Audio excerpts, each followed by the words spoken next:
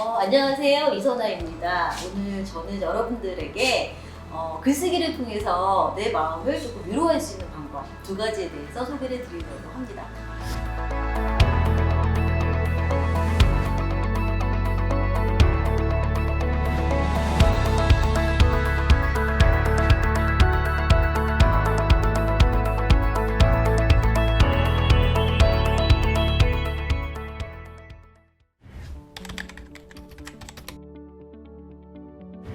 어떠세요? 여러분 글쓰기 하면 좋아하세요? 끄덕거리시는 분도 계시네요, 생각보다. 네. 근데 상당히 많은 분들이 글쓰기 어때요? 라고 하면 거부 반응을 좀 많이 보이시더라고요. 근데 그 이유가 제가 생각할 때는 이제 저희가 처음 글쓰기를 시작할 때 언제였냐면 이제 초등학교 들어가서 그림 읽기를 시작을 합니다. 근데 그 그림 읽기도 그렇고요. 그 다음에 또 독서 감상문. 그러니까 방학 때마다 저희 숙제를 받는 독서록이라는 게 있었죠. 심지어는 뭐 에세이라던가 대학에 가서 수없이 많이 써야 되는 레포트. 근데 이런 것들이 누군가에게 검사도 받아야 되고 또 누군가에게 평가도 받아야 됩니다. 그러다 보니까 글쓰기가 너무 부담스러워지는 거죠. 심지어 맞춤법에 맞았는지, 정말 싫어하는 띄어쓰기 제대로 썼는지, 어떤 경우는 문맥이 앞뒤가 제대로 맞는지까지 검토를 하다 보면 오히려 이 글쓰기가 점점 저에게서 좀 멀어지는 느낌? 그런 경험을 많이 하게 됩니다. 그래서 제가 오늘 드리고자 하는 얘기는 이렇게 누군가에게 보여주기 위한 글쓰기가 아니라 정말 나를 찾아보는, 그리고 나에게 해주고 싶은 이야기를 써보는 그런 글쓰기로 한번 얘기를 하고자 합니다. 그 첫 번째가 어떤 거냐면요. 정말 우리는 많은 그 시간 동안 힘들어하고 괴로워하고 하는 일들을 겪게 되죠. 그런데 이거를 마음으로 생각만 하고 머릿속으로 좀 고민만 하기보다 한 번쯤은 글로 그 단어나 문장이나 또 그 힘들었던 상황을 한번 써보는 겁니다. 그리고 그 상황에 대해서 정말 나를 힘들게 했던 이 아이와 아주 마음 편하게 이별을 하는 그러한 순간들을 한번 느껴보고자 하는 게 저의 첫 번째 얘기고요. 그 다음에 두 번째 같은 경우에는 정말 내 이야기, 누군가에게 보여주거나 또 누군가에게 검사를 받거나 이런 것이 아니고요. 정말 내 마음속에 있는 얘기를 써내려가면서 내가 나를 위로할 수 있는 그러한 이제 글쓰기에 대한 이야기를 하고자 합니다.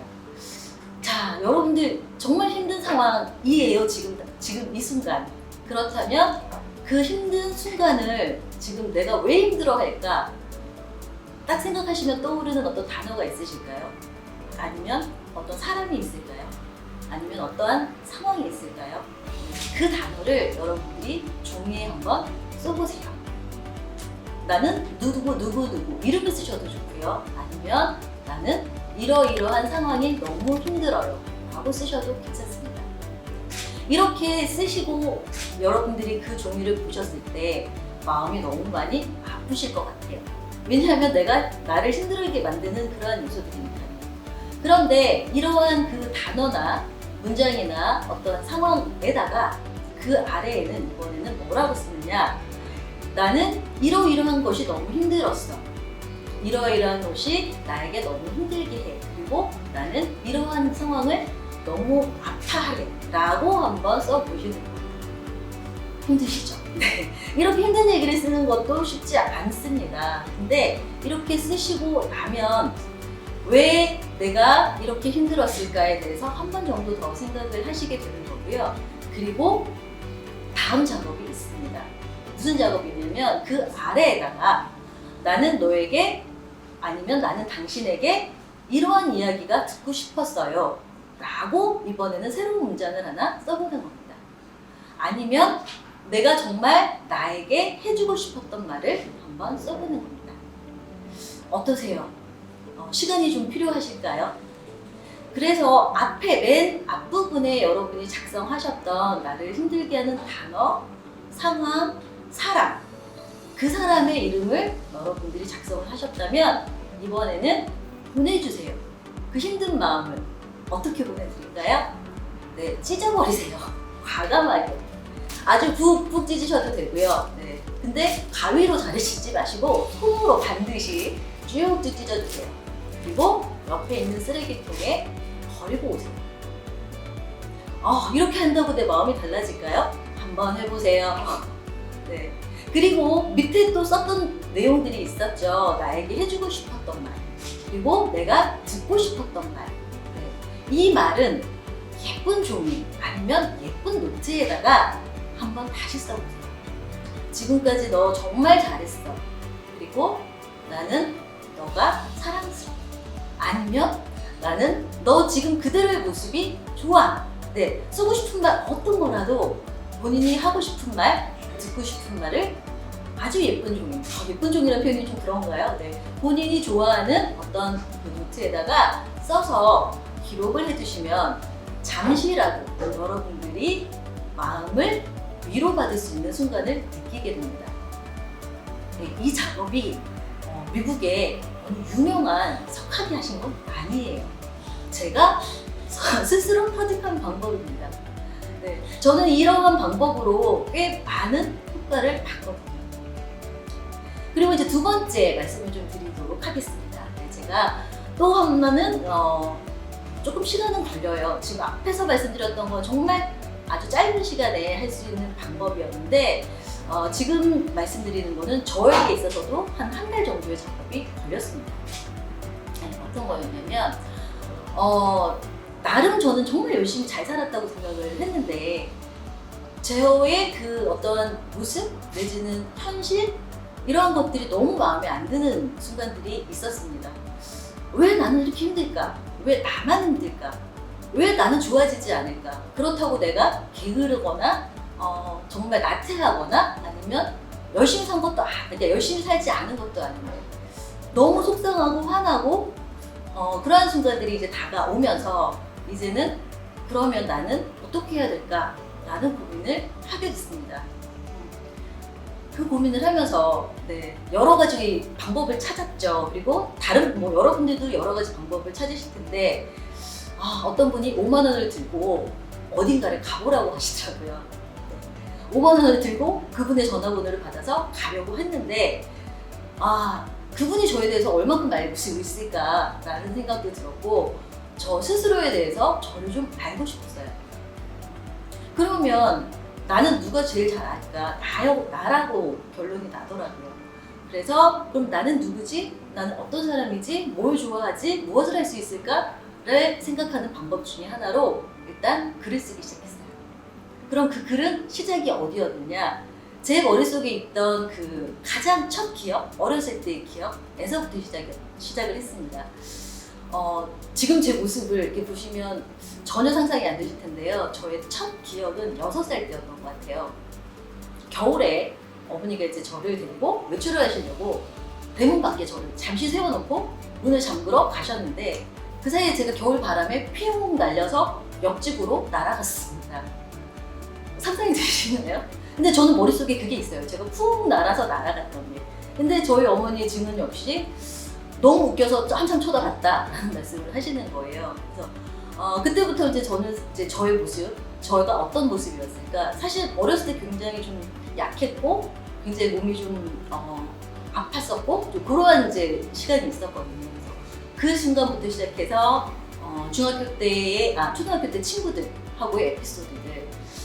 초등학교 때 그 5학년 여학생들 보면 감정 싸움 굉장히 많이 하잖아요. 그래서 저 역시도 어떤 이제 친구가 은따는 아니에요. 왕따를 아주 대놓고 했었는데 재밌는 건 저는 그게 왕따인지 별로 신경을 안 썼다는 겁니다. 왜냐면 저랑 갑자기 친했던 친구가 어느 날 제가 너랑 놀지 말래 이러고 제 눈빛이 달라지면서 가는데 지금 기억에는 그때도 물론 아프기도 했을 거고 속상하기도 했겠지만 사실 저는 그거보다 제가 더 좋아했던 것들이 있었거든요. 그래서 나는 그냥 그래 친구 없어도 괜찮아 라고 생각하는 이제 그런 아이였던 것 같고요.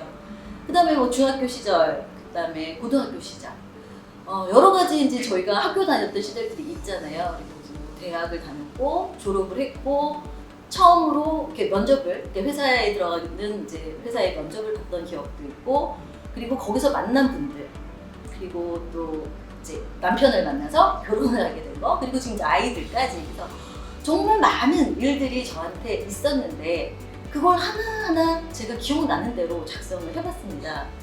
물론 맞춤법, 띄어쓰기 전혀 신경 쓰지 않고요.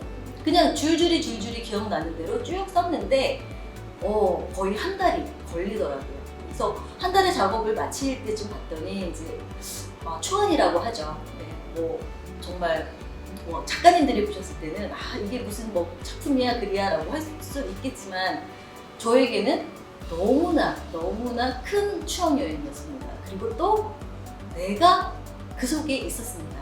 그 속에서 내가 왜 기뻐했을까? 그리고 내가 정말 나를 행복하게 했던 순간은 어떤 것이었을까? 과연 내가 정말 잘하는 건 뭘까? 네, 이거를 저 스스로 찾게 됐습니다.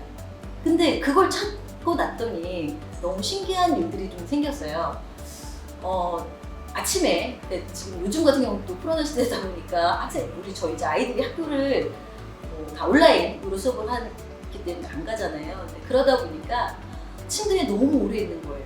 아침에 깨울 때까지. 근데 보통 저는 어떻게 아이를 깨우냐면 한국말에 묻는 것 같아요. 야! 한마디. 그 한마디에 일단은 모든 걸 쏟아붓고요. 너 제정신이야? 지금 몇 시야? 라는 소리가 저절로 나오는 거였어요. 그런데 제가 이 작업을 끝난 이후에 저희 딸이 그러더라고요. 엄마 요즘 왜 소리 안 질러? 그건 뭐냐면 제가 아이한테 그랬대요. 힘들지. 아침에 힘들지만 그래도 일어나야 되지 않겠냐? 라고 했다라는 거예요. 그래서 내가 조금 변했구나. 근데 그 변한 건 단지 내가 이 글을 내가 누군지를 그냥 써 내려가면서 나에게 약간의 위로를 좀 주지 않았을까. 왜냐하면 저의 어렸을 때 그 시절에 대한 것들 중에 물론 안 좋았던 기억도 있지만 좋았던 기억들, 그 다음에 지금까지 살아오면서 역시 힘들고 어려운 기억도 있었겠지만 좋았고 즐거웠던 기억들이 굉장히 좀 많이 남아 있었습니다. 그리고 이렇게 써 내려가다 보면 어느 한순간은 굉장히 길게 써 내려가는 순간이 있었습니다. 근데 나중에 찾아봤더니 그 순간이 저한테는 굉장히 큰 전환 포인트가 되었던 순간이더라고요. 그래서 이런 것들을 작업을 하면서 말이 아니라 글로써 나를 한번 써보면서 내가 어떤 사람인지 알아보면서 저에게 스스로 조금은 마음을 내려놓을 수 있는 이러한 경험을 하게 해준 게 저에게는 글쓰기였습니다. 그래서 여러분들에게 이 글쓰기가 어떻게 느껴지실지는 모르지만 제가 권해드리는 방법은 누군가에게 보여주기 싫으면 안 보여주셔도 되고요. 그 다음에 본인에게 하고 싶은 이야기를 꼭 한 번씩 써보시는 게 어떨까라는 이야기로 마무리하겠습니다. 네, 감사합니다. 이선아였습니다.